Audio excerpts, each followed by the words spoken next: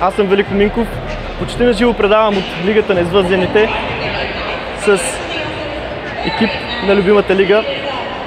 Искам да споделя един интересен факт за хората в България. За 91 годишната си история лигата NBA не е получавала никога държавна помощ, финансова, но въпреки това виждате докъде е стигнала, до какво световно ниво. Може би, нали, смисъл, абсурдно е да говорим на какво ниво е. Но истината каква е?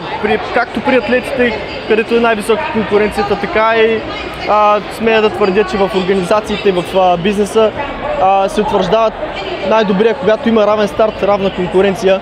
За съжаление в България обаче сме наследили едно нещо от комунизма и то се нарича държавната субсидия, която всеки политик ще ви твърди, че за 27 години трябваше отдавна да е изчезнала, но всички знаем какви хора, какви апаратчици и какви хора, които ако не получават заплата от една федерация в България няма да живеят просто, може би. Но тъжното е, че баскетбола не се развива, защото така се създава един монопол, едно положение, което няма да се промени, защото всичко е заложник на уменията и възможностите на едни хора, които получават държавна субсидия. Искам да ви призова хора, които си плащате данъците и които си знаете, че с вашите данъци си дават милиони на тази организация всяка година. Искам да ви кажа следното. Не е популизъм човек да твърди, че ако държавата не се намеса в икономиката, тя ще се развива супер добре.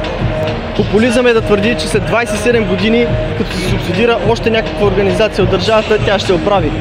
Призовавам всички, споделяйте и подкрепете инициативата да има най-сетне равен старт в конкуренцията в баскетбола и така най-добрата организация се докаже и да направи най-доброто за баскетбол пазара. Ще го подкрепи и определи това нещо. Благодаря ви!